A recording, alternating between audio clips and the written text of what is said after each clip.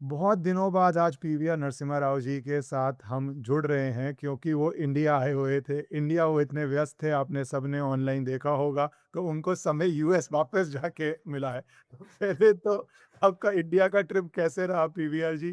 क्या मैंने ऑनलाइन बहुत देखा था, तो क्या एक्सपीरियंस रहा? कैसा रहा इंडिया? थोड़ा मैंने कहा पर्सनल बात पहले पूछ लूँ, उसके बाद देश और विदेश पे जाऊँगा। हमेशा भारत आके बहुत अच्छा लगता है। हमने भाग्यनगर में एक फ्लैट खरीदा था, उसके गृह प्रवेश के लिए आए थे। दिल्ली में एक हवन वर्कशॉप किया था अगस्त 8 को। Previous day and night heavy rain और फ्लडिंग भी था दिल्ली में।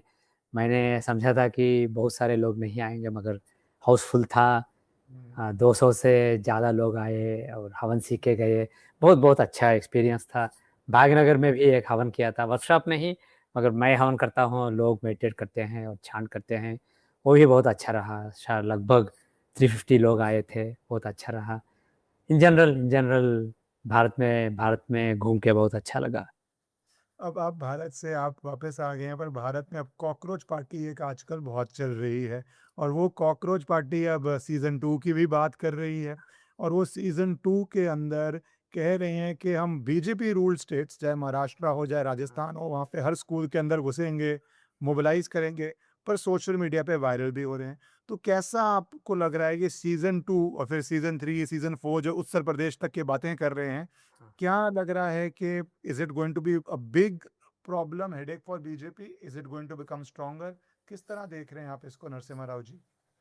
मेरा मानना है कि देखिए, एक बात मैं कहूँगा, पिछले साल मैंने कहा था कि रिजीम चेंज का जो ऑपरेशन रहेगा भारत में, एक नया मूवमेंट को पैदा करके मोदी जी को कमज़ोर बना के रिजीम चेंज करने का ऑपरेशन जो होगा, वो पीक लेवल पे पहुँच जाएगा जुलाई के अंत तक और शायद अगस्त के पहले हफ्ते तक। उसके बाद वो फिज़ल आउट हो जाएगा और ये सीजेपी जो था, वो बेसिकली वो उस रिजीम चेंज का एक अंग था। और मेरा मेरा असेसमेंट ये है कि ये सीजेपी का मूवमेंट जो है, ये अभी जाने वाला नहीं है। ये भारत में ऐसा ही चलता रहेगा, मगर इसका जो पीक थ्रेड था, वो जुलाई के अंत में था और अगस्त के पहले हफ्ते में था, वो निकल गया है अभी। इसलिए इस मूवमेंट से कोई खतरा नहीं होगा भाजपा के सरकार के लिए, या कोई राज्य सरकारों के लिए कोई खतरा नहीं रहेगा। मगर ये मूवमेंट ऐसा ही चलता रहेगा और इसमें फ़ोल्ड करेंगे किसी और। बॉटम लाइन ये है कि मोदी जी को गिराने के लिए उनको एक विपक्ष के नेता की ज़रूरत है और राहुल गांधी को वो नेता मान रहे थे पिछले पिछले कुछ सालों में, और कुछ साल केजरीवाल को वो नेता मानते थे, ममता बनर्जी को वो नेता मानते थे, और वो सब फेल हो चुके हैं। मुझे लगता है कि एक नया चेहरा ढूँढेंगे उस विपक्ष के मूवमेंट के लिए, और सीजेपी को उन्हें उन्हें मजबूर बनाने के लिए इस्तेमाल करेंगे सीजेपी को। इसलिए सीजेपी का जो मूवमेंट है वो फ़ोल्ड इन हो जाएगा। मुझे लगता है कि अगर मैं विपक्ष के सारे चेहरों को देखूँ, तो मुझे लगता है कि केजरीवाल बनेंगे वो चेहरा।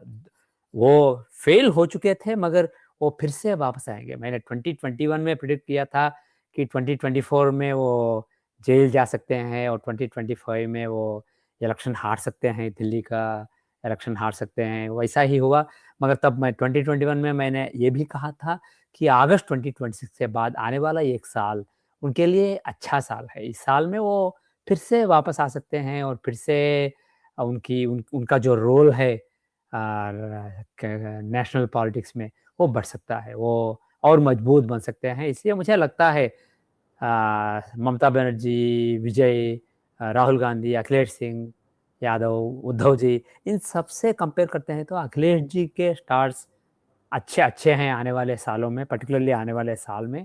इसलिए मुझे लगता है कि ये सीजेपी जो है, इसे पंजाब इलेक्शंस में केजरीवाल जी को सपोर्ट देने के लिए और इन जनरल आपका हवा सारे भारत में बढ़ाने के लिए ये सीजेपी का इस्तेमाल करेंगे। और ये एक बात ये भी है, कॉकरोच और झाड़ू का कुछ अजीब-सा रिश्ता है। हुँ, हुँ। तो इसमें मतलब आप देख रहे हैं कि केजरीवाल के चार्ट के हिसाब से स्टोरी इज़ नॉट ओवर, क्योंकि नो, कई लोग चुनाव वो हारने के बाद स्टोरी ओवर हो जाती है। यहाँ नहीं, पे नहीं, क्या नहीं। स्टोरी बची है? स्टोरी बहुत सारी कहानी बची है उनके उनके राजनीतिक जीवन में मेरे हिसाब से। ममता जी के बारे में तो मैंने कहा था वो हार जाएँगी 2026 का इलेक्शन और खेल खत्म। और अभी मैं मानता हूँ कि उनका खेल खत्म हुआ है। मगर केजरीवाल जी जो हैं, उनका खेल अभी खत्म नहीं हुआ। इवन राहुल गांधी जी, उनका खेल आने वाले साल में खत्म हो सकता है। उन्हें किसी और नेता से रिप्लेस कर सकते हैं कांग्रेस में। कांग्रेस में ही उनके खिलाफ आवाज़ें उठने लगेंगी आने वाले कुछ महीनों में।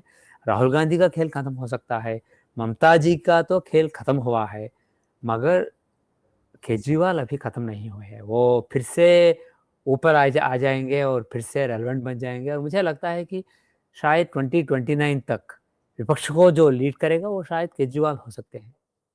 हाँ, ये आप बहुत इंटरेस्टिंग बात बता रहे हैं क्योंकि आजकल तो राहुल गांधी सोच रहे हैं कि मैंने सरकार को झुका दिया, प्रधानमंत्री के घर के बाहर चला गया और उसके बाद वो धर्मेंद्र प्रधान का रेजिग्नेशन का पता ही है सबको। उसके बाद अभी हाल ही में एक एफआईआर दर्ज करवाई पैलेट गन की इंजरी को लेके, तो उसमें भी वो आके बाद में पूरा सिस्टम कह रहा है सरकार झुक गई, सरकार झुक गई। पर आप राहुल गांधी जी का आगे बहुत अच्छा नहीं देख रहे कि वो पावर में आएंगे? यही बिल्कुल उनका नहीं, पीक चल बिल्कुल रहा नहीं, है? बिल्कुल नहीं। राहुल गांधी जी का उनका जो बेस्ट चांस था वो 2024 में था, वो निकल चुका है और आने वाला ये साल जो हो रहा है और आने वाले साल उनके लिए बहुत ख़राब हैं। इसलिए मुझे नहीं लगता है कि जो भी भारत के बाहर से भारत को डिस्टेबलाइज़ करने की कोशिश कर रहे हैं, उनको पता चलेगा कि राहुल गांधी से कुछ नहीं होगा। उससे नहीं हो पाएगा इसलिए वो नया चेहरा ढूँढेंगे और मुझे लगता है कि विजय जो तमिलनाडु में है वो एक पॉसिबल कैंडिडेट है और केजरीवाल और एक पॉसिबल कैंडिडेट है। मगर विजय कई साल तक तमिलनाडु के पॉलिटिक्स में टिके रहेंगे, वो इम्पोर्टेंट फोर्स रहेंगे आने वाले सालों में। मगर मुझे नहीं लगता है कि वो नेशनल लेवल पे कुछ इम्पोर्टेंट भूमिका निभाने के लिए अभी तैयार हैं। उन्हें तैयार करने की कोशिश करेंगे बाहर के लोग जो हैं यूएस का डीप स्टेट, वो कोशिश करेंगे मगर वो शायद 2-3 साल बाद होगा। इसलिए वो फिर से केजरीवाल को चेहरा बनाएँगे विपक्ष के मूवमेंट को और अगर वो नहीं कर पाए तब विजय को मूव ऑन करेंगे। तो वो 3-4 साल बाद होगा। अभी तो केजरीवाल का समय आ रहा है। एक और चेहरा विपक्ष में बड़ा है जिसका उत्तर प्रदेश में चुनाव होने जा रहा है, अखिलेश यादव। क्योंकि आपने हाँ, 2 चेहरों की बात की, केजरीवाल एंड विजय, तो अभी थोड़ा समय हाँ, लगेगा जैसे आप हाँ। कह रहे हैं। अखिलेश यादव का क्या देख रहे हैं 27 को, और 27 में किस तरह जाएगा, उसका 29 पे असर पड़ेगा? 2027 में उनका समय एक्चुअली अच्छा है। उनका इतना बुरा समय नहीं है। डिसेंट डिसेंट समय है उनके लिए। अगर योगी जी न रहे उनके अपोज़िट अगर भाजपा किसी और लीडर भाजपा को लीड करता तो वो शायद जीत भी जाते। उनके लिए ये इतना बुरा वक़्त नहीं है अखिलेश जी के लिए।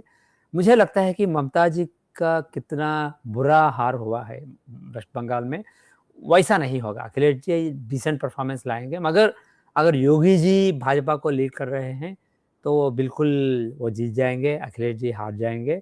इसलिए यूपी उत्तर प्रदेश में ही उनका स्ट्रेंथ जो है, इतना इतना ज़्यादा नहीं है। इसलिए वो नेशनल लेवल पे लीडर अभी नहीं बन सकते हैं। इसलिए मैंने अखिलेश जी का प्रस्ताव नहीं किया है।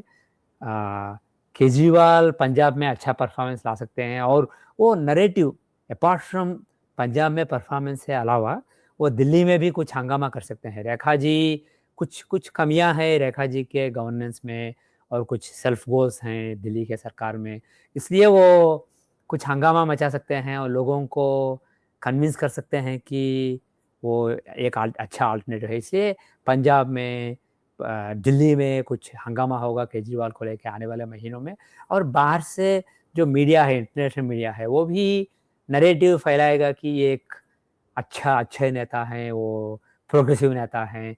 उनको एक केस में फँसा के जेल में रखा था मगर कुछ नहीं साबित कर पाए। वो फिर से लोगों के लिए लड़ रहे हैं। इस तरह का नैरेटिव वो फैलाएँगे और कुछ कैच ऑन करेगा। कुछ लोगों को ये सब नौटंकी लगेगा मगर कुछ लोगों को ये उनके दिल में घुसेगा इसलिए उन्हें बिल्कुल सीरियस लेना चाहिए भाजपा को, केजरीवाल जी को। उनको से पर एक मैं आखिरी सवाल सीजेपी पे पूछना चाहता हूँ क्योंकि अभी हाल ही में रिएक्शन भी शुरू हुआ। राजस्थान में गए, स्कूल में घुसे तो विलेजर्स ने पीट दिया। फिर कुछ लोगों ने कंप्लेंट करके एफआईआर दर्ज करवा दी है लीडरशिप पे। तो क्या जनता में भी एक तरह से आपको लग रहा है अवेयरनेस बढ़ रही है, या किस तरह भारतीय नॉर्मल भारतीय किस तरह लेगा इन एजिटेशंस को? ना जो लोग नॉर्मल भारतीय हैं वो मेजॉरिटी मेजॉरिटी ऑफ देम उन्हें पता है कौन क्या है, कौन क्या कर रहा है, किस लिए कर रहा है, ये एजेंडा क्या है, लोगों को पता है, लोगों का इंट्यूशन है। इसलिए सीजेपी का जो मूवमेंट है ये उतना बढ़ेगा नहीं मेरे हिसाब से। उनका बेस्ट टाइम था जुलाई का अंत, तब तो ये उसके बाद ये फिज़ल आउट हो गया है। मगर उसे रेलेवेंट रख के उसे गरम गरम रखने की कोशिश करेंगे बाहर के लोग, और कुछ लोग उनके साथ जुट जाएँगे। और एक और बात है, वो कई इश्यूज़ को लाएँगे, लोगों के सामने लाएँगे, जैसे रिज़र्वेशन है। बेसिकली बॉटम लाइन ये है कि भाजपा का वोट बैंक जो है, वो द बेस जो है, उसमें वो आइडेंटिफ़ाई करेंगे, ये बेस है, अग्रवर्ण के लोग बेस हैं, हिंदू बेस है, ये बेस है, ये बेस है। और उनको जो इश्यूज़ उनको बहुत ही नज़दीकी हैं, उनको बहुत ही इम्पोर्टेंट है, उन इश्यूज़ को लेके वो कुछ हंगामा करने की कोशिश करेंगे। जैसे ये रिज़र्वेशन से अग्रवर्णों का नुकसान हो रहा है, और इंजीनियरिंग, मेडिसिन, कुछ इम्पोर्टेंट फ़ील्ड्स में रिज़र्वेशन इलॉजिकल है। इस तरह का कुछ हंगामा कर सकते हैं। और हिंदुओं को लेके हिंदू मंदिर जो हैं उन पे सरकार उनसे पैसा लेके उनको नज़रअंदाज कर रहा है, उनको नेग्लेक्ट कर रहा है, इस तरह का नैरेटिव, इस तरह बहुत सारे नैरेटिव्स आएँगे आने वाले महीनों में। और केजरीवाल भी वो बहुत ही होनहार आदमी है। शायद कुछ लोग समझते हैं कि वो नौटंकी है, मगर वो बहुत ही होनहार है। वो भाजपा के बेस को डिवाइड करने के लिए जो भी इश्यूज़ उनके काम आ सकते हैं, वो सारे इश्यूज़ वो लोगों के सामने लाएँगे आने वाले महीनों में, और सीजेपी का इस्तेमाल करेंगे। सीजेपी उन इश्यूज़ के बारे में केजरीवाल जी बात करेंगे, और सीजेपी स्ट्रीट्स पे जाके कुछ हंगामा करेगा। जैसे आपने कहा है, जैसे राजस्थान में हुआ है, कुछ लोग उसका विरोध करेंगे, मगर कुछ लोग उससे जुट जाएँगे जब वो डिसेंट इश्यूज़ जो लोगों के करीबी हैं, उन इश्यूज़ को लाते हैं, तो लोग बेसिकली बहक जाएँगे। इसलिए लोगों को भड़काने की कोशिश थोड़ा-सा कामयाब रहेगा, मगर फुल्ली कामयाब नहीं रहेगा।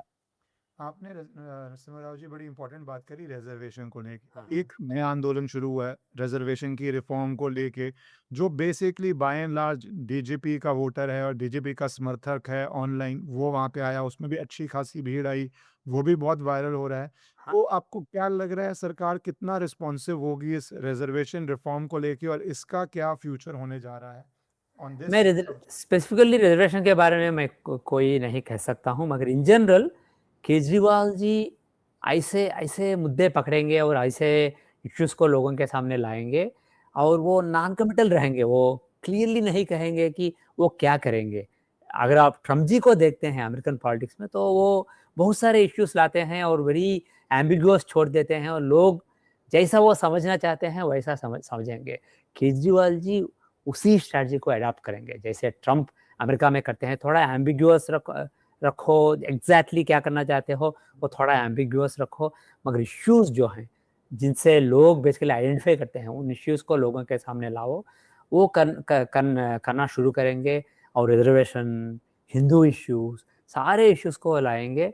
और CJP they will be everywhere basically, they will be a, एक चीज़ पिछले तो वो धर्मेंद्र प्रधान जी को लेके और एजुकेशन रिफ़ॉर्म को लेके हड़ताल किया था, मगर अब तो वो बहुत सारे अनरिलेटेड इश्यूज़ को लेके वो स्ट्रीट्स पे, सड़कों पे आना शुरू करेंगे। और बेसिकली वो एक मोमेंटम को दिखाना चाहते हैं, एक एक ऐसा नैरेटिव कि लोग तंग आ चुके हैं, पर्टिकुलरली जनजी के लोग जो हैं, वो यंग यंग लोग जो हैं वो तंग आ चुके हैं, उस तरह का नैरेटिव फैलाने की कोशिश करेंगे, और केजरीवाल उसका फ़ायदा उठाने की कोशिश करेंगे। एक पार्ट में, क्योंकि हमारी पिछली बारी की बात की और इसके बीच में बीजेपी ने भी अपनी एक संगठन में चेंज किया, हाँ, अपना स्पेशली कम्युनिकेशन में चेंज किया, हाँ, और ज़रूरत पड़ी प्रधानमंत्री भी इंस्टाग्राम पे आए। तो ये कम्युनिकेशन का बीजेपी के लिए अब कुछ लोग बोल रहे हैं गैप आ रहा है कि लोगों तक जिस तरह बात पहुंचानी है नहीं पहुंचा पा रहे, कुछ लोग आपने अभी बताया बेटर पहुंचा पा रहे हैं। तो ये जो चेंजेस करी हैं इसका कुछ असर होगा बीजेपी की कम्युनिकेशन आने वाले समय में और मुश्किल होगी या आपको लगता है थोड़ी आसान होगी जनता तक बात पहुंचाने की? मेरा मानना यह है कि भाजपा का कोई कम्युनिकेशन का इश्यू नहीं है। भाजपा का कम्युनिकेशन अच्छा है, मगर कुछ नए मीडियम जो आए हैं उन पे कैचअप करने की ज़रूरत थी और वो कर रहे हैं। और एक बात और, कुछ लोग ऐसा नैरेटिव फैला रहे हैं कि जेन-ज़ी भाजपा के खिलाफ है, जेन-ज़ी सीजेपी के साथ है। ये बिल्कुल ठीक नहीं है, मुझे ऐसा नहीं लगता है कि वो ठीक है। भाजपा की कुंडली को और मोदी जी की कुंडली को देख के मुझे लगता है कि जो लोग बहुत ही यंग हैं, उनमें भी उनका समर्थन बहुत ही अच्छा है, बहुत ही बड़ा है। मुझे ऐसा नहीं लगता है कि भाजपा जेन-ज़ी को खो बैठा है, वो बिल्कुल नहीं है। मगर कुछ जेन-ज़ी के लोग सीजेपी के साथ जुड़ गए हैं। कुछ वैलिड रीज़न्स हैं इसके लिए जुड़ गए हैं, और वो बेसिकली वो मैग्निफ़ाई करके, वो मैग्नीफाइंग ग्लास में दिखा रहे हैं नैरेटिव को। ये बिल्कुल सच नहीं है। जेन-ज़ी का मेजॉरिटी, उन्हें पता है कि देश सही दिशा में जा रहा है देश। उन्हें पता है और वो भाजपा का समर्थन कर रहे हैं, मगर उनके कुछ कंप्लेंट्स हैं, जिन्हें सीरियसली लेना चाहिए, और मुझे लगता है कि भाजपा सीरियसली लेगा। और एक बात, भाजपा में भी एक बड़ा चेंज आने वाला है, आने वाले 2-3 सालों में। मुझे बिल्कुल ऐसा नहीं लगता है कि 2029 में जो भाजपा चुनाव लड़ता होगा, वो आज का भाजपा होगा। उसमें बहुत सारा चेंज होगा, बहुत सारे नए लीडर्स आएँगे, बहुत सारे नए चेहरे आएँगे, और मुझे लगता है कि मोदी जी सब मेन चेहरा नहीं रहेंगे, मुख्य चेहरा रहेंगे योगी आदित्यनाथ। और उनके उनके साथ जो सेकंड लेवल का नेतृत्व है, उसमें भी नए चेहरे होंगे। इसलिए आने वाले 2-3 सालों में भाजपा में बहुत ही अ, रिफ़ॉर्म्स होंगे, भाजपा में कई चेंजेस होंगे, ये अच्छा रहेगा। और 2029 आने तक भाजपा इतना मजबूत बन जाएगा कि विपक्ष, चाहे राहुल गांधी जी उसे लीड करे या अखिलेश जी या केजरीवाल जी, कोई सामना नहीं कर पाएगा। मैंने पिछले इलेक्शंस के समय मैंने कहा था 2024 में कि ये बात जो हो रहे है 400 की या 350 की, ये सब सिल्ली है। उनको एलाइज पे डिपेंड करना पड़ेगा सिंपल मेजॉरिटी के लिए, वैसे मैंने कहा था। मगर मुझे पूरा यकीन है कि 2029 में भाजपा को बहुत अच्छा मेजॉरिटी मिलेगा, और उसके लिए जो करना है वो आने वाले 2 सालों में होगा। आप जो ये देख रहे हैं कि बीजेपी 29 जीतेगा, बट आप साथ ही बोल रहे हैं एक मेजर मेजर मैसिव चेंज जिसमें आप देख रहे हैं शायद प्रधानमंत्री मोदी कैंपेन ना लीड करें, और उसमें सबसे बड़ी संभावना आप योगी आदित्यनाथ जी की देखते हैं। तो फिर तो हाँ, एक जनरेशन शिफ्ट, मतलब बीजेपी का जनरेशन शिफ्ट, हो गया, क्योंकि ये ये तो 20-25 साल का ये गैप है। अच्छी बात है। ये इसलिए नहीं हो रहा है कि मोदी जी वीक हो गए हैं। मोदी जी थोड़ा-सा कमज़ोर पड़े थे पिछले साल में, मगर इस सितंबर से वो बहुत स्ट्रॉन्ग हो जाएँगे, फिर से वो वापस आ जाएँगे, और लोगों में नैरेटिव जो है कि मोदी जी कमज़ोर पड़ गए हैं, ये नैरेटिव निकल निकल जाएगा। लोगों को समझ में आएगा कि मोदी जी अच्छा कर रहे हैं, और कुछ अच्छा अच्छा लेजिस्लेटिव एजेंडा पास हो जाएगा आने वाले 6-7 महीनों में, सितंबर के बाद। और वो जब वो किसी और को सौंप देंगे प्रधानमंत्रित्व, तब वो कमज़ोर नहीं रहेंगे, वो मजबूत बन के वो शिफ्ट कर देंगे। इसलिए ये जनरेशन शिफ्ट जो जिसकी बात मैं कर रहा हूँ 2029 को लेके, ये अच्छी बात है। ये नेगेटिव सर्कमस्टेंसेस में नहीं होगा, ये बहुत ही पॉजिटिव सर्कमस्टेंसेस में होगा। फिर एक बात जैसे आपने कमज़ोरी की लोगों ने पाया कि वेस्ट बंगाल जीतने के बावजूद भी मॉनसून सेशन में हाँ, एफसीआरए जो फॉरेन हाँ, इन्फ्लुएंस की बात कर रहे हैं, वो रिफॉर्म नहीं हो पाया। Money now makes the mayor go round, money is very very important. अभी किस तरह पैसा भारत में आ रहा है, किस यूज़ का हो रहा है, उस पे बहुत चर्चा पॉलिटिकल लीगल लेवल पे हम कर चुके हैं। तो क्या सरकार कमज़ोर होगी एफसीआरए को लेके वेस्टर्न फैक्टर्स की वजह से, या आपको लगता है सरकार अपने अगले सेशन में या 27 में ये लॉ ला पाएगी, क्योंकि इसका बहुत बड़ा बेयरिंग होगा 29 के अंदर? एफसीआरए बहुत बड़ा मेजर डील है भारत के लिए, हुँ, और मुझे लगता है कि जो डिप्लोमेसी है, बिहाइंड द सीन्स डिप्लोमेसी है, यूएस और भारत के बीच में, वो शायद इसे डिले करने में कोशिश करने की कोशिश में सफल हो गया है। जेडी वैंस और कुछ कुछ यूएस के जो लीडर्स हैं, वो शायद बैक चैनल्स को यूज़ करके भारत पे कुछ दबाव डाला है, मगर मुझे नहीं लगता है कि ये वो सक्सेसफुल रहेंगे लॉन्ग रन में। भारत कुछ थोड़ा समय दे रहा है, मगर जैसे मैंने कहा था, इस सितंबर के बाद मोदी जी के बर्थडे आ रहा है सितंबर में, उसके बाद आने वाले 7 महीने बहुत ही महत्वपूर्ण है मोदी जी के सरकार के लिए। उस 7 साल के पीरियड में बहुत सारे शासन बेसिकली होंगे, और एफसीआर ये एक होगा, मगर बहुत सारे, मैं नहीं कह सकता हूँ कि एग्जैक्टली क्या है, मगर 4 या 5 मेजर शासन पास होंगे उस 7 महीने के पीरियड में, वो जो भारत के लिए बहुत महत्वपूर्ण साबित होंगे आने वाले सालों में। तो आप जो 7 मंथ्स हैं आफ्टर पीएम्स बर्थडे, वो हैवी ड्यूटी टाइम है, जैसे क्योंकि डिलिमिटेशन की तो मैंने बात ही नहीं करी, क्योंकि एफसीआर ही नहीं हो रहा तो डिलिमिटेशन तो उससे बहुत बड़ा है। मतलब मेजोरिटी स्पेशल चाहिए, डिफिकल्ट है, अमेंडमेंट है, ये तो आराम से हो सकता है। पर आप देख रहे हैं कि वो 7 महीने हैवी एक्शन पैक्ट होने जा रहे हैं। हेवी एक्शन पैक्ट होने वाले हैं, कुछ धर्म से जुड़े होंगे, कुछ चुनावों से जुड़े होंगे, कुछ राजनीति से जुड़े होंगे, मगर 4 या 5 बहुत ही महत्वपूर्ण बिल पास होंगे उस 7 महीने के पीरियड में। और ये भारत की जो प्रगति पिछले 12 साल से रही है, वो थोड़ा-सा एक सीलिंग को हिट कर रहा है अभी। उस प्रगति को आगे ले जाने के लिए जो रिफॉर्म्स चाहिए, वो होंगे आने वाले 7 महीनों में। जी, अब मैं थोड़ा इससे भारत के बाहर जाना चाहूँगा, क्योंकि अभी former army chief general Manoj Naravane ji ने हुँ। कहा कि पाकिस्तान तो एक है, बट हमारा सीरियस कॉम्पिटिटर चाइना है, और चाइना के साथ काफ़ी हमारी सिक्योरिटी चैलेंजेस हैं। तो हमारा हॉरोस्कोप, चाइना का हॉरोस्कोप, उसके हिसाब से अब 2 पहलू चलते हैं। अगर जियोपॉलिटिकल बात करें, कुछ लोग कहते हैं यूएस के प्रेशर में इंडिया चाइना को साथ आना पड़ेगा, कुछ लोग तो कहते हैं रोड भी काटनी चाहिए भारत से, कुछ लोग कहते हैं चैलेंज होगा। हॉरोस्कोप के अनुसार आप किस तरह देख रहे हैं India China in the immediate और मीडियम टर्म? जैसे आपने कहा है, ट्रम्प जी के आने के बाद और टैरिफ्स और ये सारा रायता फैलाने के बाद, लोग ज़रूर कई लोगों ने कहा कि चीन और भारत को एक साथ आना पड़ेगा यूएस को काउंटर करने के लिए, मगर मुझे बिल्कुल यकीन नहीं है कि वो होगा। मेरा मानना यह है कि चीन भारत का सबसे बड़ा दुश्मन है, और वो दोस्त नहीं बनेगा। दोस्त बनने का नाटक करेगा, और भारत भी वो नाटक को रिस्पेक्ट देगा, मगर वो नाटक सच में नहीं बदलेगा।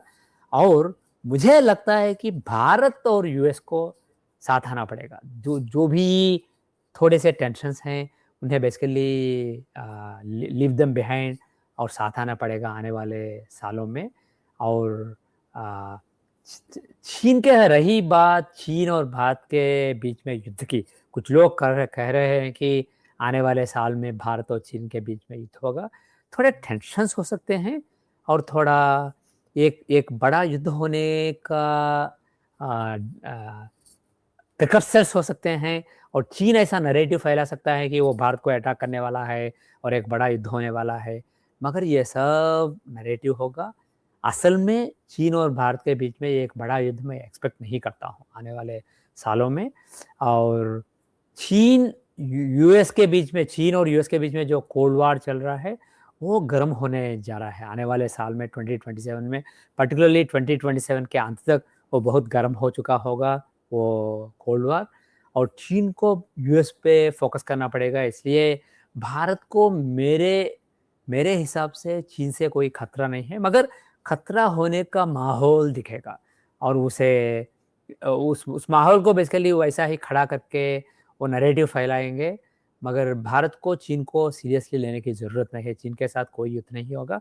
मगर पाकिस्तान एक अलग बात है। जैसे जैसे भारत पाकिस्तान के खिलाफ बलूचिस्तान को इस्तेमाल करता है, वैसा चीन भारत के खिलाफ पाकिस्तान को इस्तेमाल करने की कोशिश करेगा चीन। इसलिए पाकिस्तान को कुछ आयुध सप्लाई करना, वो सब चीन करेगा। मगर मुझे लगता है कि आने वाले 2 सालों में ये सारा खेल बदलने वाला है। चीन को लगेगा कि ये Pakistan is a losing game. Pakistan Pakistan में कोई जीत की संभावना नहीं है, इसलिए वो बांग्लादेश पे फोकस करेंगे। भारत को भड़काने के लिए चीन और बांग्लादेश के बीच में जो अच्छे रिश्ते हैं अभी, वो रिश्ते बढ़ते जाएंगे आने वाले साल या 2 साल में। इसलिए पाकिस्तान को छोड़ के चीन बांग्लादेश से दोस्ती बढ़ाएगा और पाकिस्तान का चीन से बढ़ के और यूएस से बढ़ के टर्की दोस्त बन जाएगा आने वाले सालों में, मिलिटरली स्पीकिंग। इसलिए हमें टर्की पे एक आंख रखना चाहिए, एक नज़र रखना चाहिए। ये बहुत इंटरेस्टिंग आप बता रहे हैं, क्योंकि जैसे मैंने बोला 2 पॉसिबिलिटीज़ लोग लेके चल रहे हैं कि या चीन से दोस्ती या चीन से लड़ाई। आप कह रहे हैं मोटा-मोटा यही स्थिति रहेगी, थोड़ा टेंशन बढ़ेगी पर जंग नहीं होगी। जंग और नहीं, आप कह रहे हैं कि जंग का माहौल मगर जंग नहीं। जंग का माहौल और दोस्ती के तो आपको लग रहा है एस्ट्रोलॉजिकली भारत चाइना दोस्ती का नाटक तो चालू रहेगा, मगर जब जब यूएस और चीन के बीच में कोल्ड वार बढ़ जाएगा, तब बेसिकली भारत को एक स्टैंड लेना पड़ेगा, रूस को एक स्टैंड लेना पड़ेगा और क्लियरली जियोपॉलिटिकल इक्वेशंस सब साफ हो जाएंगे। वो शायद 2027 के अंत तक हो जाएंगे। आपने टर्की पे जो एक फ़ोकस डाला है कि टर्की से इश्यू हो सकते हैं, वैसे वो इतने हज़ार किलोमीटर दूर है, बट अभी पिछले कई दिन ऑपरेशन चलता रहा। चाइना और टर्की ने मिलिट्री एयरक्राफ्ट पाकिस्तान भेजते गए हैं, भेज के गए हैं। दूसरी तरफ एक मक्का पैड किया पाकिस्तान, टर्की, सऊदी अरेबिया ने। तो आपको क्या लग रहा है कि ये एस्ट्रोलॉजिकली तो सेंसिबली अगर हम बात करें तो टर्की का भारत से क्या लेना-देना, इतना दूर बैठा पड़ा है। बट क्या ऐसे बन रही है सिचुएशन कि हमें टर्की को एज अ डेंजर मान के उस पर नज़र रख के करना पड़ेगा? मुझे लगता है कि करना पड़ेगा। मुझे लगता है कि आने वाले 1-2 सालों में ईरान का जो पोज़ीशन है मिडल ईस्ट में, वो थोड़ा कमज़ोर पड़ जाएगा। ईरान को कुछ समझौते करना पड़ेगा और उसके बाद और रही बात सऊदी अरेबिया की, वो कुछ नहीं करेंगे भारत के खिलाफ। वो कुछ नौटंकी करेंगे पाकिस्तान और टर्की से जोड़ के कुछ अलायंस बनाएँगे, मगर उनसे कोई खतरा नहीं है भारत को।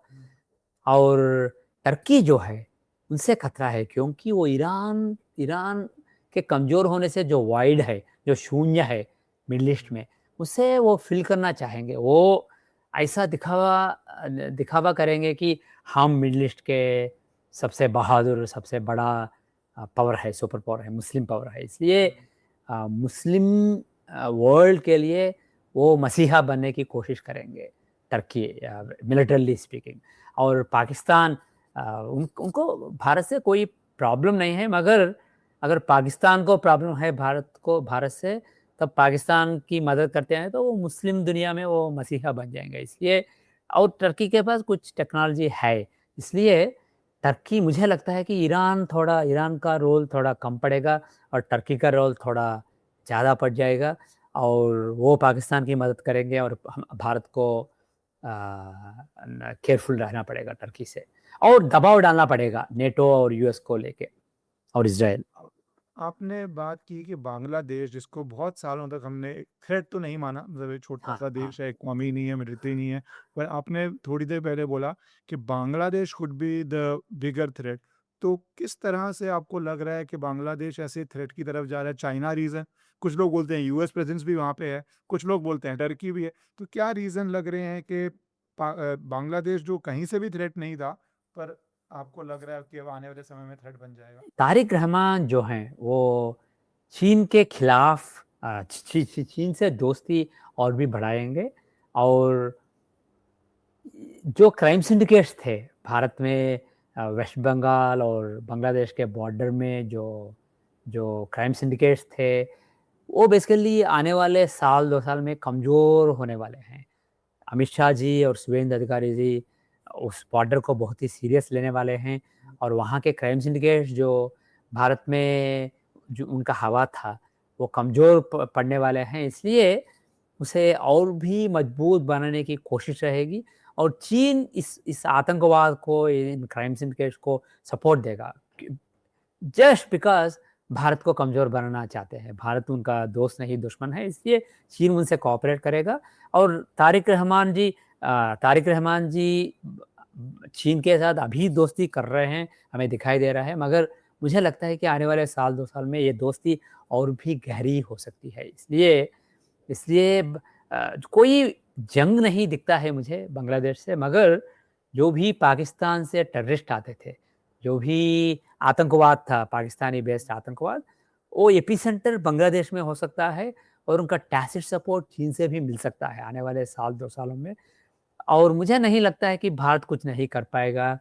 भारत आने वाले साल 2 साल में कुछ लेवरेज इकट्ठा करेगा बांग्लादेश को लेके, और ये क्राइम सिंडिकेट्स जो हैं, इन्हें स्मैश कर देगा और बांग्लादेश में अपना इन्फ्लुएंस जो है, उस इन्फ्लुएंस को बढ़ाने की कोशिश करेगा। मगर until there is a regime change, Bangladesh में एक एक चुनाव हुआ था और नया सरकार आया था पिछले साल, मगर मुझे नहीं लगता है कि ये 5 साल टिक पाएगा। मुझे लगता है कि आने वाले साल 2 साल में फिर से रेजिम चेंज होगा बांग्लादेश में, और उसके बाद एक प्रो इंडिया सरकार आएगा बांग्लादेश में। तब तक भारत को चुप रहना पड़ेगा और अपने लेवरेज जो हैं उन्हें बढ़ाता रहना पड़ेगा और बॉर्डर को सिक्योर करना पड़ेगा।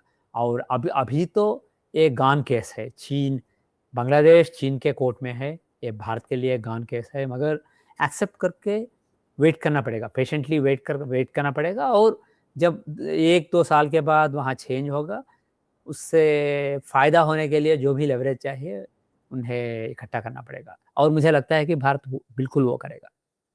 जैसे आपने बोला जंग की स्थिति नहीं है पर टेरर की, अभी बीच में ही होम हाँ, मिनिस्टर ने ट्वीट भी किया कि कैसे ऑलमोस्ट 250 लोग 14 शहरों से जो ऑनलाइन रेडिकलाइज कर दिए गए थे, या कई जगह 3,000 5,000 रुपया दे के तो वो छोटा छोटा काम दे दिया था उनको, कोई कैमरा लगा दे, कोई कहीं पे बम फेंक दे। उस तरह के जो टेरर थ्रेट्स हैं, कि आप देख रहे हैं कि आने वाले समय में हमें दोबारा से टेरर के लिए across India, not only in border areas, की संभावना और टेंशन या खतरा बढ़ गया है? खतरे का माहौल आने वाले 1-2 साल तक रहेगा अनफॉर्चुनेटली, मगर मुझे ये भी लगता है कि इन्हें बेसिकली प्रीमेच्योरली इन्हें आइडेंटिफ़ाई करके इन्हें फ़ोल्ड करने में कामयाब रहेगा होम मिनिस्ट्री। मगर मुझे डर है कि शायद 2027, 2028, लेट 2027 या अर्ली 2028 में एक एक्चुअल अटैक हो सकता है, जैसे पहलगाँव में हुआ था, एक अटैक हो सकता है। उसके बाद ये एक युद्ध हो सकता है, पाकिस्तान से भारत एक आउट जंग लड़ सकता है। मगर तब तक आने वाले साल तक मुझे लगता है कि होम मिनिस्ट्री बहुत सक्सेसफुल रहेगा इन थ्रेट्स को न्यूट्रलाइज़ करने में। जी, मैं एक पोर्शन, क्योंकि हम साउथ इंडिया पे भी बात करना चाहता हूँ डिलिमिटेशन के इशू को हाँ, लेके। पहले आया विजय जो चीफ मिनिस्टर थे कि वो फ़ेवर में नहीं है डिलिमिटेशन के, फिर अमित शाह से मीटिंग होती है, तो आया कि नहीं he is okay with delimitation जब तक प्रपोर्शन ऑफ सीट्स बराबर रहे। फिर हाँ। फारा स्टेटमेंट्स आ रही हैं कि नहीं, नहीं फ़ेवर में। तो और why talk only about that state? आपको क्या लगता है, क्योंकि बहुत सारी ताकतें बाहर से चाहेंगी कि साउथ इनसिक्योर फ़ील करे या ईस्ट करे या वेस्ट करे, जबकि स्टेटमेंट आ गई है कि सबका शेयर सेम रहेगा। सबका शेयर सेम रहने में सो लॉजिकली प्रॉब्लम नहीं होनी चाहिए। बट आप किस तरह देखते हैं साउथ इंडिया की राजनीति जाते हुए? मुझे लगता है कि साउथ इंडिया में जो एंटी एनडीए गवर्नमेंट सरकार हैं, जैसे तमिलनाडु में या तेलंगाना में या केरला में, वो केंद्र सरकार के खिलाफ स्टैंस ले लेंगे और उसके खिलाफ लड़ेंगे, डिलिमिटेशन के खिलाफ लड़ेंगे। मगर मुझे लगता है कि जैसे मैंने कहा था, आने वाले 7 महीने सितंबर से लेके बहुत ही महत्वपूर्ण समय है। मुझे लगता है कि कुछ कुछ कुछ पार्टी स्प्लिट होने के कारण और कुछ पार्टी से लोग भाजपा में जॉइन करने के कारण भाजपा का इनफ मेजॉरिटी होगा कि वो पास कर सकेंगे। मुझे मुझे लगता है कि सितंबर के बाद आने वाले 7 सालों में डिलिमिटेशन पास होगा। कुछ अपोज़िशन रहेगा, मगर फिर भी वो पास होगा। डिलिमिटेशन अगर हो जाएगा तो फिर तो वो स्थिति उस तरह खराब नहीं होती। अब मैं थोड़ा इकोनॉमी पे आना चाहता हूँ। आप हाँ। यूएस पहुँच चुके हैं, तो ट्रम्प जी क्या कर रहे हैं वहाँ पे? क्योंकि बीच में लगा स्ट्रेट ऑफ हॉर्मुज़ खुलेगा, नहीं खुलेगा, फिर अब वो और बोल रहे हैं कनाडा से डील होगी, नहीं होगी। बेसिकली इकोनॉमी में अनसर्टेनिटी इज़ वेरी बैड और वो फैल रही है। तो ग्लोबल और यूएस लेवल पे क्या कुछ इकोनॉमिक सर्टेनिटी आएगी या इसी तरह अभी आगे चलेगा? एस्ट्रोलॉजिकली स्पीकिंग जो अभी समय चल रहा है, ये इससे भी बुरा हो सकता था। Thankfully things are not as bad as they could be. ये इकोनॉमिक सिचुएशन उतना बुरा नहीं है जितना हो सकता था। और रही बात स्ट्रेट ऑफ हॉर्मुज़ की, मुझे लगता है कि ये क्लोज़र है, फिर भी ओपन भी है। ये कुछ लोगों के लिए क्लोज़र है, मगर कुछ लोगों के लिए वो ओपन है। शायद यूएस और मिडल ईस्ट के देश जो हैं, वो क्लेम कर रहे हैं, यूएस क्लेम करता है कि कुछ वहाँ से ट्रैफ़िक चल रहा है और कुछ कुछ ऑयल बेसिकली मूव करने में यूएस सफल रहा है। वो शायद सच है, ये ट्रम्प जी झूठ नहीं बोल रहे हैं। शायद नहीं तो ऑयल का प्राइस जो है वो अब से भी बड़ा बढ़ता होगा। इसलिए मुझे लगता है कि वो स्ट्रैटेजिकली कुछ ट्रैफिक को स्ट्रेट ऑफ हॉर्मुज़ से गुज़रने वो चला चला रहे हैं। और ईरान और यूएस के बीच में कुछ स्ट्रैटेजिक अंडरस्टैंडिंग है। ये बेसिकली कंप्लीटली क्लोज़ करके स्ट्रेट ऑफ हॉर्मुज़ को, वर्ल्ड इकोनॉमी को स्तंभित नहीं कर रहे हैं, मगर जो देश बेसिकली इस थर्ड पार्टीज़ हैं, वो थर्ड पार्टी सफ़र कर रहे हैं, क्योंकि उन्हें जो तेल चाहिए वो नहीं मिल रहा है। मगर यूएस और मिडल ईस्ट के देश जो हैं, उन्हें जितना तेल का मूवमेंट चाहिए वो अभी हो रहा है। इसलिए एक एक स्टेलमेट जैसा है यूएस और ईरान के बीच में। मगर मुझे लगता है कि ये जो ग्रहण था अगस्त 12 का, और एक और ग्रहण होने वाला है, ये दोनों ग्रहण ट्रम्प जी के लिए बुरे हैं, यूएस के लिए बुरे हैं और ईरान के लिए भी बुरे हैं। इसलिए मुझे लगता है कि कुछ चेंज होने वाला है ईरान में, उसके बाद कुछ समझौता आने वाला है, उसमें दोनों साइड लूज़र साबित होंगे। ईरान के लोगों के लिए ईरान लूज़र रहेगा, यूएस के लोगों के लिए यूएस लूज़र रहेगा, और इसका असर ट्रम्प जी पर पड़ेगा आने वाले मिड टर्म इलेक्शंस में। और इन जनरल इकोनॉमिक अनसर्टेनिटी ऐसा ही रहेगा कई साल तक। और मुझे ये भी लगता है कि यूएस डीप स्टेट जो है, जिनका स्ट्रैटेजी ये वेनेजुएला को लेके, ईरान को लेके, कनाडा को लेके, टैरिफ्स को लेके, मुझे लगता है कि ये सिर्फ ट्रम्प जी का स्ट्रैटेजी नहीं है, इसका डीप स्टेट का ब्लेसिंग है। और वो जो भी इकोनॉमिक समतुल्यता है, संतुलन है सारी दुनिया में, वो संतुलन को पूरे से बिगाड़ना चाहते हैं। और बिगाड़ने के बाद नए संतुलन को लाने में कई प्रॉब्लम्स हो गए, कई दिक्कतें होंगे, और उसमें चीन और यूएस के बीच में वो टक्कर बेसिकली अनिवार्य हो जाएगा। इसलिए उस मुकाम तक पहुंचने के लिए ये इंटरनेशनल स्ट्रैटेजी है यूएस डीप स्टेट का। इसलिए इकोनॉमी स्ट्रगल करेगा, मगर इतना स्ट्रगल नहीं करेगा कि ग्रेट डिप्रेशन या बड़ा कोलैप्स हो जाएगा। हो सकता था, अगर स्ट्रेट ऑफ हॉर्मुज़ कंप्लीटली बंद रहा तो वो कोलैप्स हो सकता था, मगर वो केयरफुली उसे थोड़ा-सा ट्रैफ़िक गुज़र रहा है, वो बेसिकली गुज़रने का प्रबंध कर रहे हैं, और वो एंश्योर कर रहे हैं कि इकोनॉमी स्ट्रगल कर रहा है, और चीन ब यूएस के बीच में टक्कर अनिवार्य होगा आने वाले कुछ सालों में। मगर ये टोटल कोलैप्स नहीं है, ये बहुत ही नाज़ुक बैलेंसिंग एक्ट कर रहा है यूएस का डीप स्टेट। और ट्रम्प जी मेरे हिसाब से केवल एक पान है इसमें, वो राजा नहीं है, पान है। आप ये मान रहे हैं एस्ट्रोलॉजिकली जो इन्होंने क्योस क्रिएट किया है, ये क्योस यूएस को डिप्रेशन में नहीं लेके जाएगा, बट एक तरह से कंट्रोल्ड क्योस है जो चाइना कंट्रोल को केयास। डालना है उस तरफ है। तो ये मतलब कर पाएंगे पर कंट्रोल, क्योंकि कई बार आप क्योस क्रिएट करते हो and then it gets out of your hand. Sometimes it gets out of your hand, मगर ये एक्नॉलेज करना पड़ेगा। मैं समझता था ये आउट ऑफ कंट्रोल हो जाएगा और इकोनॉमी कोलैप्स हो जाएगा। ये जो समय है जुलाई से लेके, ये बहुत ही खतरनाक समय है वर्ल्ड इकोनॉमी के लिए। मगर उन्हें ये एक्सेप्ट करना पड़ेगा कि यूएस का डीप स्टेट जो है वो अच्छी तरह हैंडल कर रहे हैं इसे। जी, मेरा आखिरी सवाल नरसिम्हा राव जी इंडियन इकोनॉमी को लेके, क्योंकि अभी तो आप इंडिया होके भी गए, अब यूथ पॉपुलेशन है, कई लोग कह रहे हैं सड़क पे प्रोटेस्ट इसलिए हो रहे हैं क्योंकि एक अनरेस्ट आ रहा है इकोनॉमी को लेके, ग्लोबल फैक्टर्स हों पर अगर महंगाई होती है तो वो कॉमन मैन पे भी आती है। तो आप भारत को इकोनॉमिकली किस तरफ जाते हुए देख रहे हैं कि यहाँ पे भी क्या डिप्रेशन या बहुत ज़्यादा तबाही इकोनॉमिकल सेंस में आने की है, कंट्रोल्ड है, गुड है, किस तरह होने वाला है आगे का समय? मुझे ऐसा नहीं लगता है कि कोई डिप्रेशन आने वाला है भारत में। भारत के प्रॉब्लम्स बहुत सारे हैं और वो कई साल तक रहेंगे। मगर ये अनडिनाएबल फैक्ट ये है कि पिछले 12 सालों में भारत प्रगति पथ में चल रहा है और ऐसा ही चलता रहेगा। कुछ प्रॉब्लम्स होंगे, कुछ प्रॉब्लम्स टैकल हो पाएँगे, कुछ प्रॉब्लम्स को बेसिकली डिप्रायोरिटाइज़ करके इग्नोर किया जाएगा, मगर इन जनरल प्रगति पथ में चल रहा है और प्रगति पथ में चलेगा। और मुझे ये भी कॉन्फिडेंस है कि मेजॉरिटी सारे भारतीयों में ही नहीं, मगर युवा लोगों में भी मेजॉरिटी को ये पता है कि भारत प्रगति पथ में चल रहा है और वो भाजपा के साथ रहेंगे।